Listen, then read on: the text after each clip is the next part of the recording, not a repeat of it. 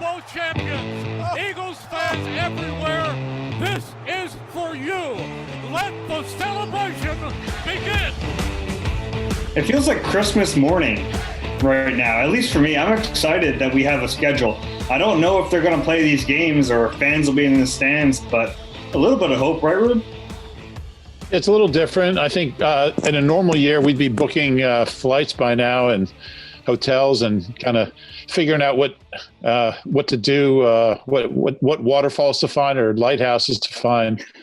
But there's a lot of unknowns. But I think in a way it's kind of gives you something to look forward to. And I think there's a fair chance at least part of the season will be played, and you kind of get a feel for what that's going to look like. So it's better having it than not having it. Yeah, I totally agree, and we'll see what happens. But we do have the Eagles schedule, and this is the Eagle Eye Podcast with Reuben Frank. I'm Dave Zangaro. Reuben, I guess let's just jump into this. We're going to get into some Carson Wentz comments and favorite press conference memories from both of us at the end of the show in honor of the famous AI rant. It's the anniversary of that. But I guess we'll just go through the schedule. Let's start with the preseason. No, I'm joking. No one cares about the preseason. The only thing I will mention about the preseason that it did kind of hit me a little bit was that week 3 against the Patriots. In a normal year, that's a prime joint practice territory, especially with New England. They love to do them, but who knows? Yeah, we won't have that Tom Brady-Curtis Marsh matchup to look forward to as well. Maybe Curtis will come back when he finds out Tom isn't the quarterback anymore. Could be. All right, so let's start off with week 1 at Washington. And what did I say on Tuesday? I said they were going to open with Washington and close with Dallas, right? So I was half right. You were half right. They open and close with Washington.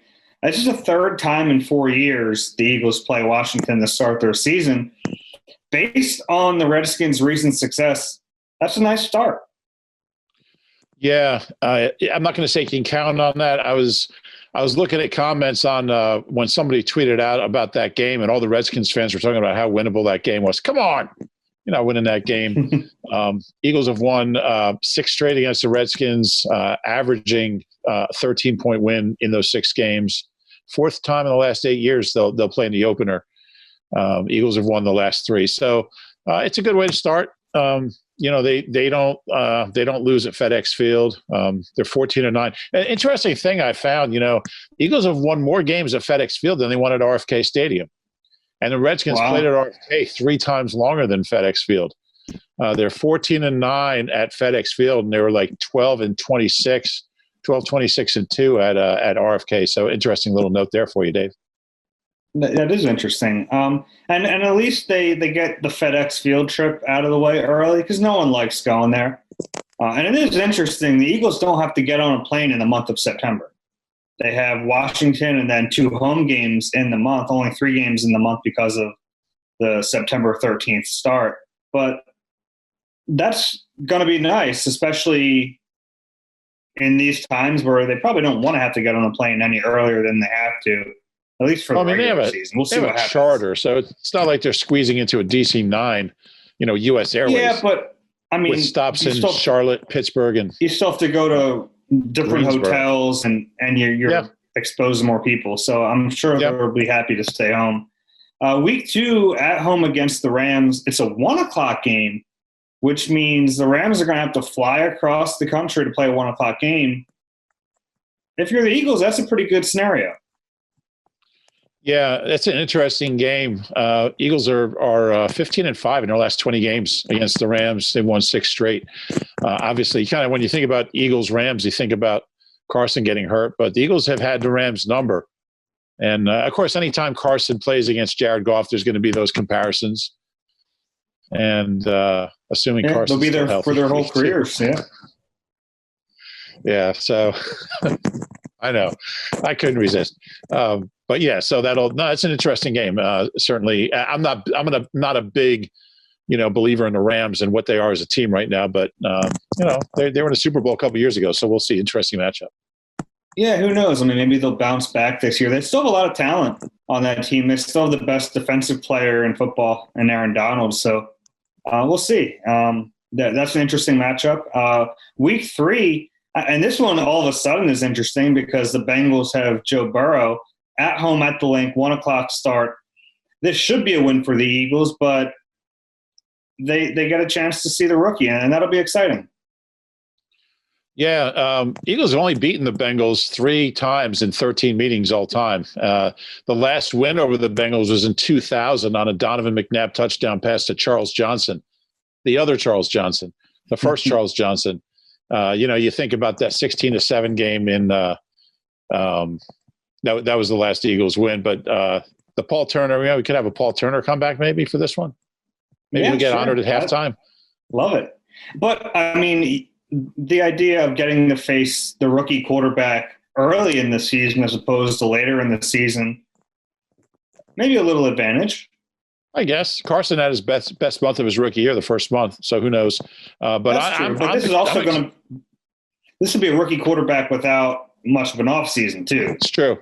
It'll be Joe Burrow's third start, presumably. Interesting to see what he's got. You hope to see that game played. Yeah, and typically Jim Schwartz very good against rookie quarterbacks. I forgot to mention something though. The fact that there was this rumor on Wednesday night, or actually a report that there were going to be interconference games for the first month of the season, and it kind of checked out. It would make sense if they did it that way because then you would have the ability to cancel those games without it really affecting playoff seeding. You could still have a 12-game season and it would feel like a real season. The fact that we have division games in week 1, to me, that kind of points to the NFL's confidence that there's going to be a full season here. I mean, why else would you try to schedule a division game in week 1? Yeah, I agree. That was my takeaway from seeing that. Seeing that on the schedule, they must feel like those games are going to get played. That's definitely the way I responded as well. Yeah. All right. So we went through the first 3 games, 3 winnable games. And based on the schedule that follows, I think it's going to be important for the Eagles to take care of business, especially against Washington and the Bengals. And really, they should beat the Rams too, because this is a tough part of the schedule coming. Week 4 at San Francisco on Sunday Night Football.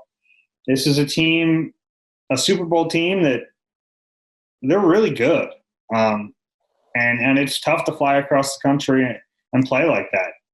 I mean, if you're chalking up wins and losses, which is futile but fun, this is probably a loss for most people. Yeah, you can make that case. That defense, that San Francisco defense is legit. They're really, really good. And, they got Jimmy a couple more weapons. It's always a tough place to play. Eagles haven't won in San Francisco since 2010. Kevin Cobb, I believe, was their winning quarterback. I remember that game when Chip was down there. They should have won. Remember they had like a 2nd and goal on the 1, and Chip just chucked it. It was ugly, but it's a cool stadium. Levi Stadium's a cool place down in. I haven't been there. Oh, really? Oh yeah, that's right. Yeah, Mosher was that was still Mosher. I remember we drove down and had breakfast at we just coincidentally had breakfast at the team hotel. We just stopped for breakfast because we were so early, and we found out that somebody had been pulling fire alarms all throughout the night. Some 49ers fans. That happens a lot. And so the Eagles, like we were in there with Merrill, and he was not happy. He's like, Reuben, I didn't get any sleep last night. I can't imagine how the players feel. That's the toughest game on the schedule. Yeah, that is a tough one. Right. Anytime you go to the West Coast, now you're playing an elite defense, a Super Bowl team. That is definitely a challenge. Week 5 at Pittsburgh, 1 o'clock game. Not easy to have back-to-back road games. At least, unlike last year, they don't have any 3-game road trips or 3 road games in a row. That's nice. It seems more manageable to have 2 in chunks like they do here. We made it a little harder for ourselves last year by driving to Buffalo in a snowstorm. And then I wasn't thinking about us, Rube. I was thinking about the team. Then me losing my wallet in Arby's or whatever it was. But no, you're right. That was I guess we should think about the team before ourselves. But yeah, Heinz Field. Eagles have never won at Heinz Field. Haven't won in Pittsburgh since that crazy overtime game in 2000. I don't know if you remember that game. The Eagles were trailing by 10 with like half a minute left or a minute left. And Donovan drove them down the field for a touchdown. They onside kicked and got it back and got a field goal at the buzzer. Then they got the opening kickoff in overtime, and Akers made a field goal after a couple completions. So the Eagles actually scored 3 times without the Steelers getting the ball, without the Steelers running a single offensive play. And the Eagles scored the last 13 points of the game, the last 3 drives. And the Eagles didn't have any timeouts when they ran out for the game-tying touchdown. I know that's hard to believe. An Andy Reid coached team didn't have a timeout left, but they had they had the clock's running down, and Akers is like running out on the field, and they're setting up. It's like 7-6-5. But he made it, and then they won it in overtime. It was a hell of an exciting game. I thought it was one of Donovan's best wins, just in Three Rivers Stadium. Tough crowd, tough place to play. Down 10 in the fourth quarter. And that was at the old stadium. So, Pittsburgh's always good. They're always tough. And coming off a West Coast trip, that's certainly not an easy ask. Yeah, and we'll see what Big Ben has left. I mean, Pittsburgh's at a weird time in their franchise right now where they have this Hall of Fame quarterback definitely on the tail end. I mean, I don't know how much longer he has. They have a pretty decent roster around him. They weren't a very good team last year. They started off hot, if I remember, but then they kind of came back to earth. That'll be an interesting game. Week 6, they play the MVP of the league. Hargrave going back to Pittsburgh. That we'll play that one up. Yeah, we'll play that up. We'll play Miles Sanders playing in Pittsburgh, too. That'll be fun. Week 6, MVP in town, Lamar Jackson. And it's funny because the Ravens had the joint practices with the Eagles last summer, and I remember watching Lamar thinking, this guy stinks. Yeah. He couldn't hit anyone during those joint practices. He was really bad that week. Do you remember that? Yeah. And then he goes on to be the MVP of the league. But I think it was just because those joint practices don't allow him to showcase his athleticism, which is what makes him a special player. But I always think about that. Like, we had a front row seat to the MVP right before the season, and he looked like he was going to be a mediocre quarterback at best that year. Yeah, all he did was 36 touchdowns, 6 interceptions, and 1,200 rushing yards with a 6.8 rushing average. I mean, he literally had one of the greatest seasons anyone's ever had. Yeah. He actually had one of the greatest rushing seasons. Nobody's ever averaged 6.8 yards a carry and had 1,200 yards. He had like the greatest rushing season ever, and on top of that, had 36 touchdown passes and 6 interceptions. Pretty incredible. And that'll be fun to watch. That's a fun game, Week 6. That's another tough one. But then you have 2 weeks before the Week 9 bye, which is very nice. Week 7 against the Giants. For some reason, that's a Thursday night football game. They should win that, but the Giants always seem to play them tough, so you never know. You know who the last quarterback was to lose at the Link to the Giants? No, I don't. I don't either. It was Matt Barkley. Matt Barkley, he pulled his hamstring early in that 2013 game. Matt Barkley came in through like 7 interceptions. But the Eagles have won 6 straight at the Link against the Giants. It's their longest home winning streak ever against the Giants. And they've won 5 straight Thursday night games. So a lot Thursday going night, for them. Not the best night of football normally, but this time it works out for the Eagles, in my opinion, because they have a Thursday night game against the Giants, followed up by a home game, a Sunday night football game against Dallas. So they have almost like a mini bye week just to prepare for Dallas, and then a real bye week after that. That kind of lines itself up to put everything they have into that Dallas week. That's a pretty good situation. Yeah, and it's funny. I mean, you kind of just understand that at some point the Cowboys and Eagles are going to play on national TV. And it's the 14th year in a row they've had a national TV game, which is crazy. 14 years in a row. The only time it wasn't a primetime game was in 2014. They played on Thanksgiving. So it's really one of the premier matchups, one of the premier rivalries in football. And 14 primetime games in a row kind of proves that the rest of the league or the NFL feels the same way. Eagles have had a tough time, Dave, with the Cowboys. I mean, they're 3-8 at the Link in the last 11 games against Dallas, and they haven't won 2 in a row since 2003 and 2004. So they'll have a chance to do that certainly after beating him at the end of last season. They'll have a chance to do that on national TV this coming November 1st. Then the bye week. That's a good bye week. Yeah, what do you have planned for the bye week? You going to take a little road trip or anything? That's a great bye week though.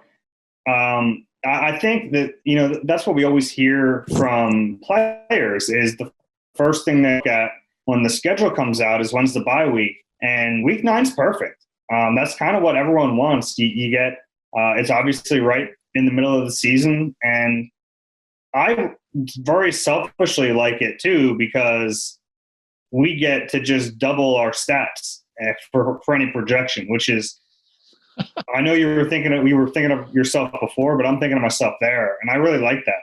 That makes my life a lot easier. I can't really relate to that. I've never been a big stats guy, so but I'll take your word for it on that one. What was it? It was a couple years ago. They had like a week 4 bye. Yeah. Do you remember that? That was really brutal. Yeah, I think probably week 6 or 7 is probably ideal, just because you had training camp, so you've been going for a few months. But certainly where they have it is a good spot, middle of November. Yep. Okay, so after that, week 10 at the Giants. So they play the Giants 2 times in 3 games, 2 times in 4 weeks, however we're going to look at it. Giants should be a slightly improved team this year. I don't think they're going to be a playoff team, but I don't think they're going to be as bad as they were last year. Yeah. Is Gettleman still their GM? I think they are. I think they are better. Eagles own them at the Meadowlands, 11-2 in the last 13 games in East Rutherford, and they scored 34 points in 6 of their last 7 games. 34 points or more in 6 of their last 7 games at MetLife, and they're 8-2 since it opened 10 years ago. So you kind of circle that one and put it down as a W. Maybe the young quarterback will become a. I think he's shown some signs of becoming a good player, but right now I put that down as a W. A little more protection for him. They drafted an offensive tackle at 4th overall, so figure that'll help him out a little bit. He still has some weapons, but yeah, that's probably a win if we're looking at that fairly. Then another road game. So 2 road games to come off this bye week at the Giants, and then week 11 at Cleveland, the 1:00 game.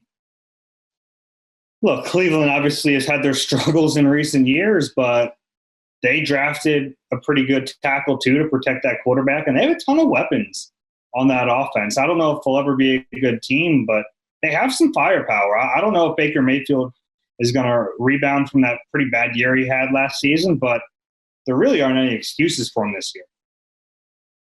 Yeah, another young quarterback that, Jim Schwartz should be able to feast on, honestly. He does have some weapons, but I'm not sure he's ever going to be the quarterback the Browns hoped he'd be. The last Browns quarterback to beat the Eagles is Mark Reuben.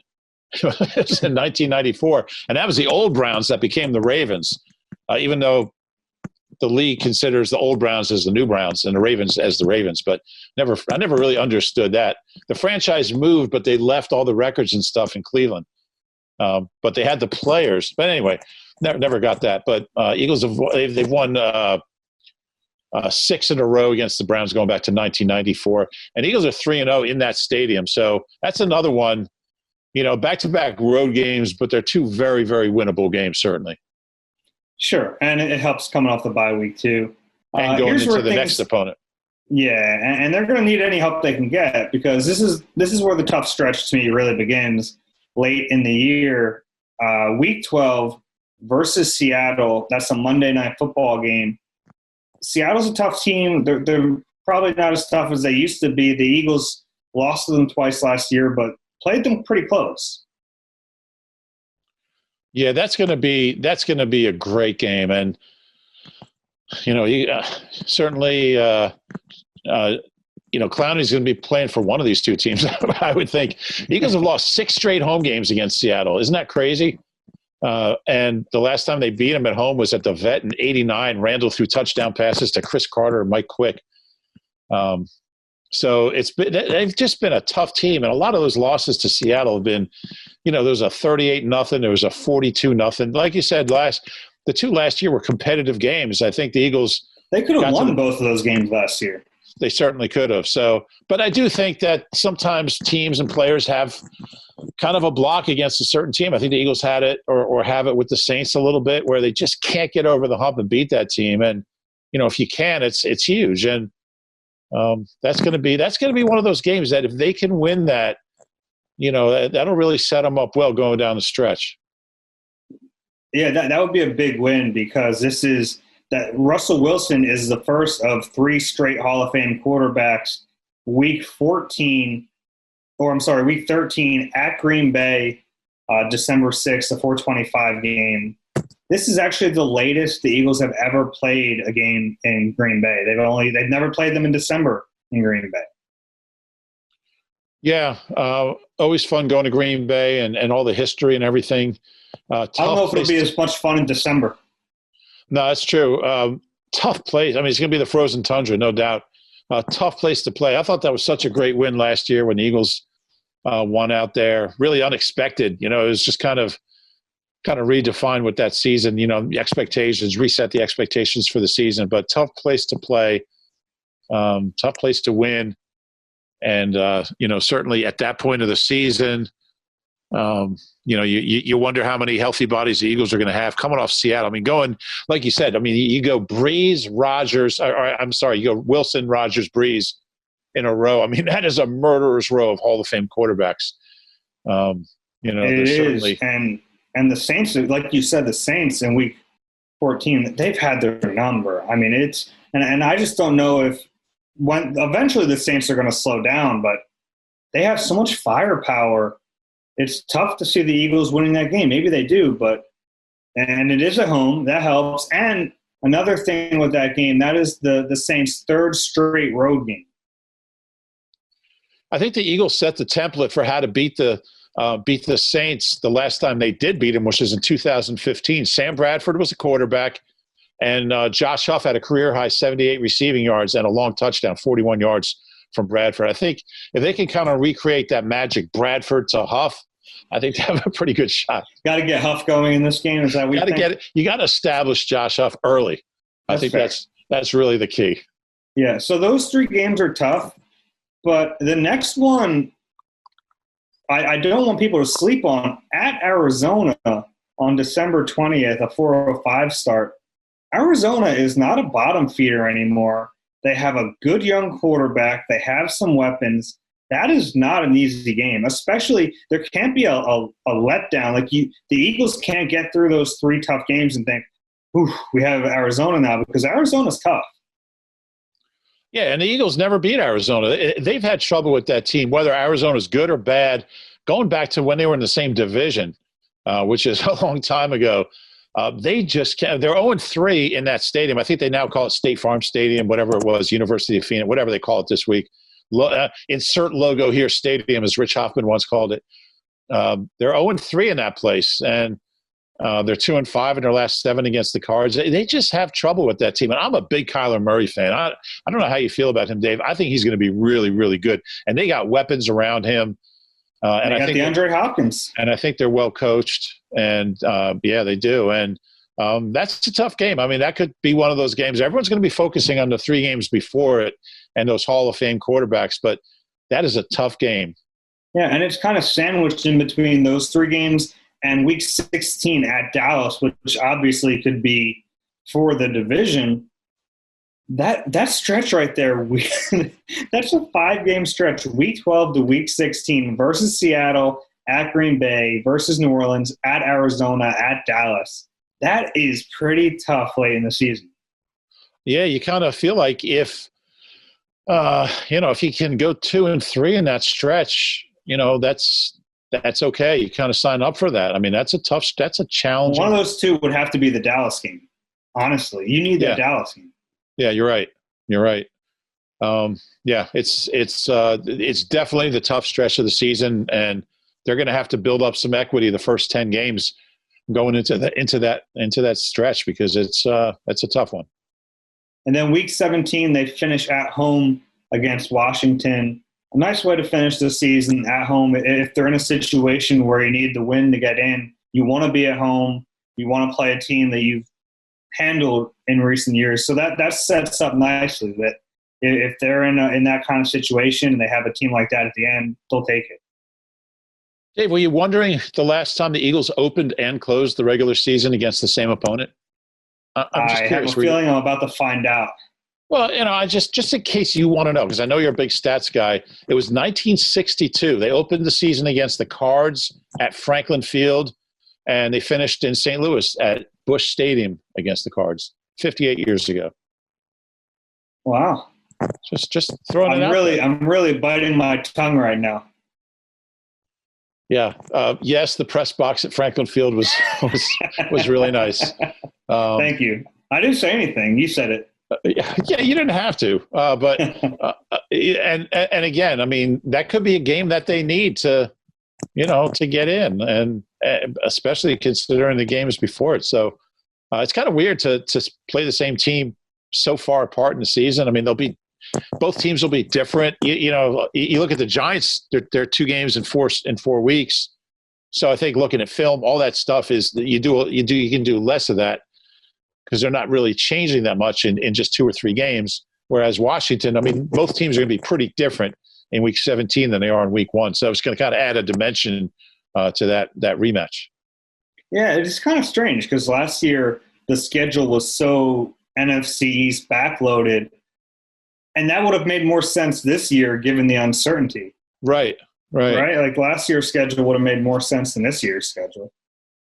Yeah, you're right. And who knows what went into? I'm sure they took a lot of different unusual things into account when they were putting together. So, but yeah, it's a challenging schedule from the standpoint of, when you want to be kind of positioning yourself for the playoffs and keeping guys healthy. I mean, that's when they're going to have their toughest. Well, you never know. I mean, look, you never know. They could go into Green Bay, and Green Bay, could be 2-8 at that point. You never really know how these things are going to go. Aaron Rodgers and Drew Brees could be hurt by the time they see them in week 13 and 14. You never know. Yeah, so there's certainly – I remember that one year when the Eagles had – I think it was like they had 3 straight road games. 2 were on the West Coast. It was like Seattle and the Rams, and they went 2-1 of those games with A.J. Feely, a quarterback. You never know what's going to happen, but it's sitting here in mid-May, it does look like that's a really, really tough stretch. Yeah. Based on strength of schedule from last year's records, the Eagles 26th hardest. So a relatively easy schedule when you look at it that way. But a newer way to look at this, Sharp Football does a good job checking this out. They take all the projected gambling odds. So it kind of looks ahead to this season, has them with the 14th hardest schedule. So a little harder when you look at it by projections, not just what teams did last year, because there's so much turnover in this league. There really is a lot of parity right. Plus, some teams go from bad to great in a year. You can do it in the NFL. So yeah, I think that's a better way to look at it. We call it the nonlinear progression. Me and Jeff call it the nonlinear progression. But I think the flaw in adding up opponents' records is that, you play a couple teams that were 1-15. That counts more than it should. Like, it should be how many games are winnable and how many playoff opponents are. Sure. There should be a different way to look at it. But hey, that 5-game stretch, however you measure it, is really, really tough. Yeah, and playing in the NFC East, when you get teams, and really there were no world beaters last year, including the Eagles. There wasn't a 10-win team in the division. So when you're facing Washington and the Giants and even the Cowboys twice a year, that's going to change those numbers quite a bit. Any other takeaways from the schedule before we finish up talking about it?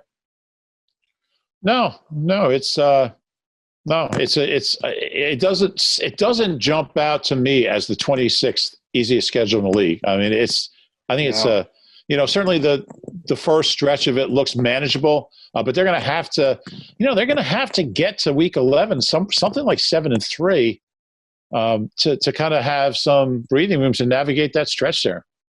Yeah, and they can't get off to a slow start like they did last year. I mean, last year they played their tougher teams early, and they were able to win those 4 games down the stretch and sneak into the playoffs. They can't start off slow this year based on the kind of the murderous road that comes at them later in the year. And it's hard to imagine a 9-win season wins the division again. You know, no question. You know, they're gonna have to win at least 10 games, probably 11, to win this division. Can they do that when you look at the schedule and you look at the team? What's a realistic number? I think they can. I think 11 is realistic. I think it will take 11. I really do, because I think Dallas is formidable. But I think 11 wins and a split with the Cowboys gets them the division title. I do. But I think they can do that. I think that's a fair assessment. I think that 11 is probably going to be the number. And I think they can do it, but they can't start off slow.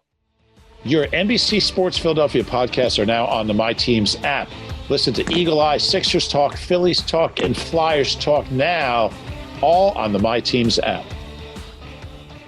Hey, Rube, so we talked to Carson Wentz earlier in the week. He gave a lot of Carson Wentz answers. We didn't have a ton of time with him. The audio was cutting in and out. And how many questions total did the whole media group get in? Maybe 10, 11, 12, something 12, like 15. that? Yeah, I didn't. Yeah, it wasn't ideal. Certainly, you'd prefer to be sitting in a room with him, but there wasn't. It wasn't ideal circumstances. But that's what this time is. And that's not us complaining. We appreciate. Appreciate them making Carson Wentz available. And John Gannode, we're not complaining. Charity. I promise. Yeah. And he wanted to talk about his charity endeavors, which is certainly cool. On Friday, his AO1 Foundation is having a big relief day, which is pretty cool. It's a nice cause. So with that in mind, he had an interview with John Clark on Thursday afternoon, and he got into a couple topics that we didn't have time for on Monday. You wrote about one of them. I wrote about another. I just wanted to break this down real quick for some people who haven't heard these comments yet. One was about Jadeveon Clowney and possibly becoming a teammate with him. You wrote about that. So why don't you tell us a little bit about what Carson said? Yeah, and I don't think anybody who's paid any attention to Carson over the last 4 years knows what he's going to say. I mean, he's the ultimate, love him or hate him, he's the ultimate team guy, and it's genuine. I mean, it's really who he is. And he was asked, Clark, asked him about how he'd feel if the Eagles signed Clowney, who's a free agent. And he said, I'll trust Howie with that. That play happened. It is what it is. That's football. It was an unfortunate way to end the season, but I have respect for Clowney. He's a heck of a player. He said, I don't think he had any ill will with that hit, which I thought was the kind of money quote there.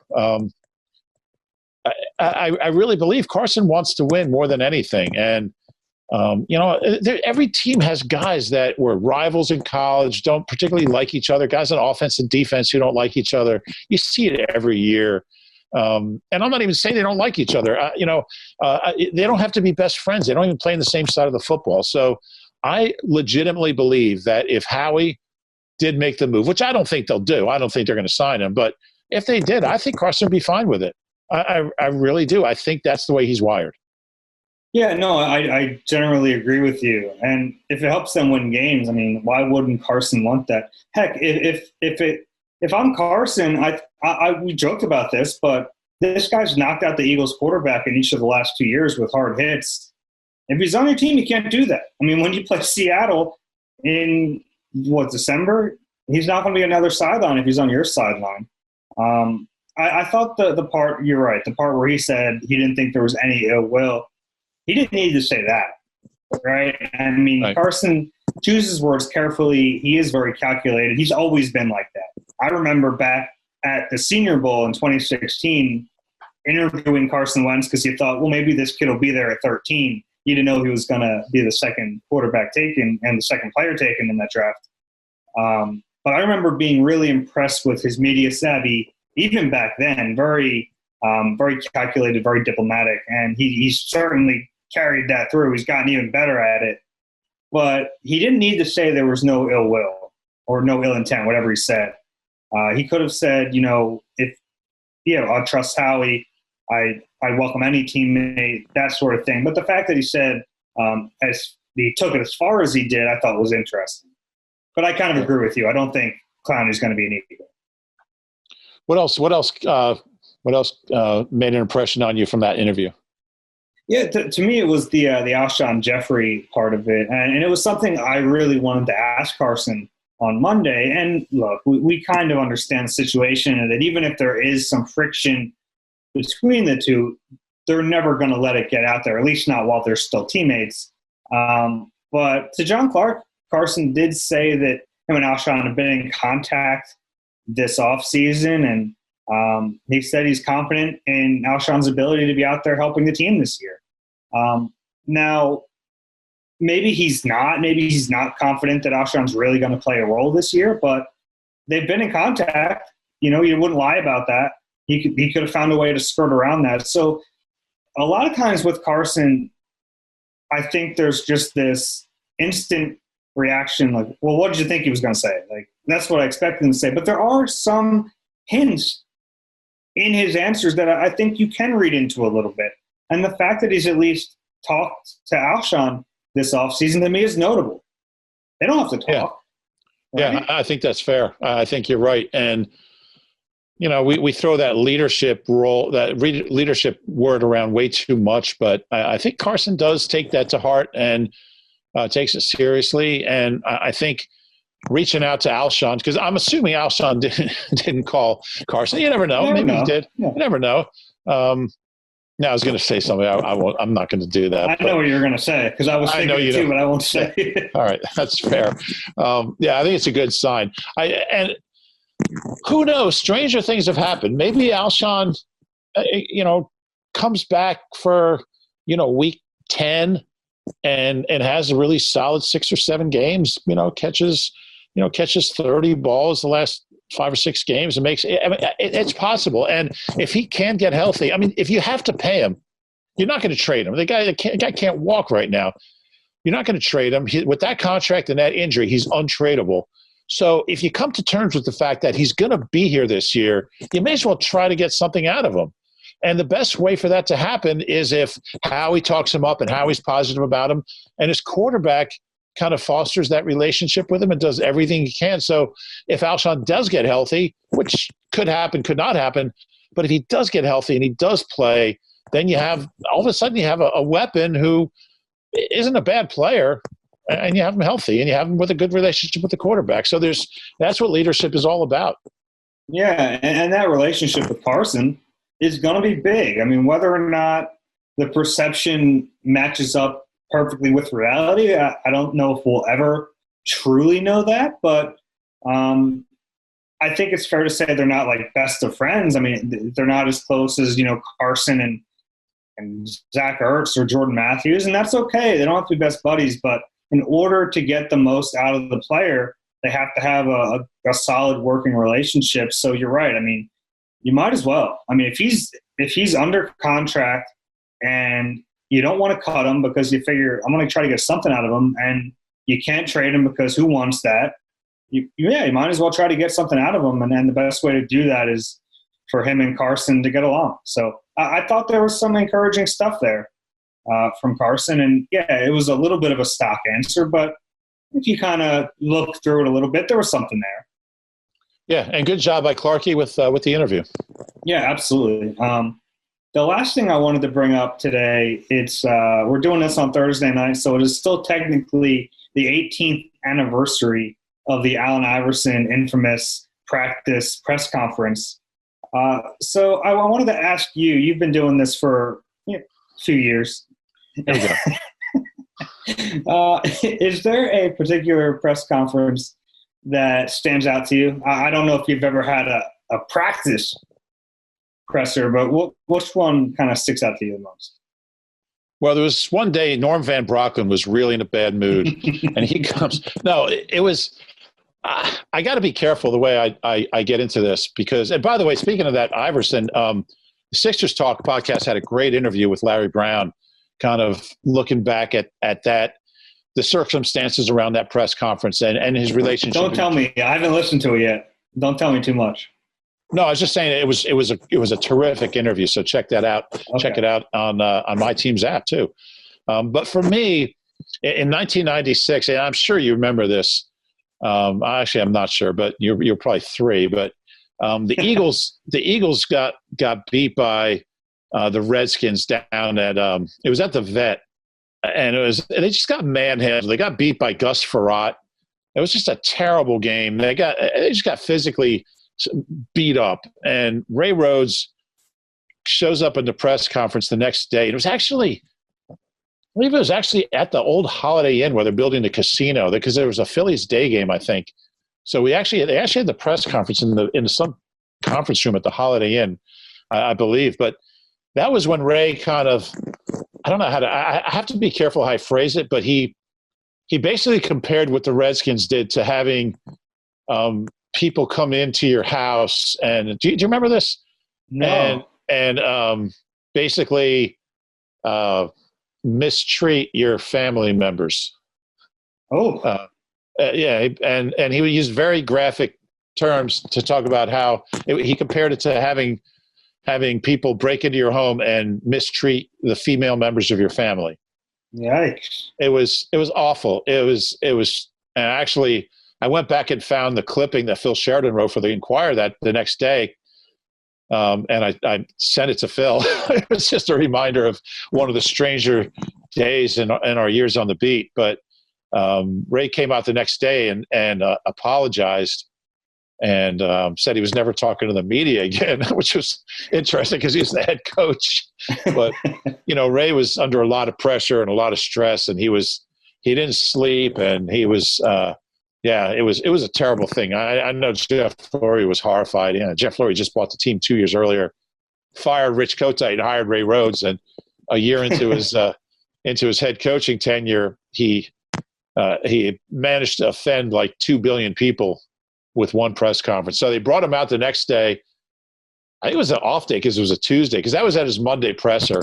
And Tuesday, they actually scheduled an emergency press conference and just had him apologize. He didn't take any questions, and he just apologized for it, and that was it. It was horrible and it was awful, but it was certainly memorable. Yeah, and you know what? It is like we're the ones asking questions, and then one little thing that a guy says can become a soundbite for 2 decades. Yeah, it's a tough spot to be in, and these are emotional guys, and a lot of times they're like, if you're talking about an athlete, like they're just off the field or the court, and you're putting a mic in their face. Yeah, it's our job to ask those questions, but I understand that for a lot of guys, it's a difficult situation. The one that came to mind for me, just because it was so strange, and you were there for this too, it was after the 2011 season when Jeff Lurie had the press conference and started listing every reason why he should fire Andy Reid, and then finished it up by saying, but. and he kept him. But I remember being in that press conference thinking, holy crap, they're about to fire Andy Reid. And I think all of us kind of thought that. I think Andy thought that, even though he knew he wasn't. He's like, he's watching it. He's looking at his watch like, Jeff, start to get to the good stuff here. Get to the butt. That was it felt like it was a half hour. It's probably like 2 minutes. I'll have to go back and watch it. But that was just the strangest day, because we all went from thinking, man, they're about to fire Andy Reid, to no, he's here for, at that point, you thought, forever. It ended up being 1 more year, but coach for life. He should have fired him after the 2011 season. Yeah, he should have. They won their last 4 games to get to 8-8, I think. It was kind of fool's gold. And then they started out 3-1 the next year. And then they just fell to pieces. But that's a strange one. Yeah, that was a strange one. You just reminded me, speaking of Andy and guys coming right off the field and doing press conferences, that 2008 NFC Championship game, when he was asked about David Akers, and he said, I can count, or whatever it was. And that's not Andy Reid. He would never say that. But this is like 4 minutes after the game ended. And that one followed him for a while. Yeah, that was an unfortunate and honestly, for a guy like that who is considered to be a real player's coach, something like that hurts that reputation. And fair or not, I think it did. Yeah, I agree. It was really it was uncharacteristic, but it was certainly at that point you just don't do. I mean, here's David Akers, who's won so many games for you, and it was the wrong thing certainly to say. All right, everyone, that'll wrap up this edition of Eagle Eye. If you enjoy the podcast, do us a favor, go rate and subscribe wherever you get your podcasts. Rube, thanks for doing this. I'm happy to join your podcast Thursday anytime, night. Dave. Anytime. I know it's past your bedtime here. We'll do it again next week. All right, thanks, everyone.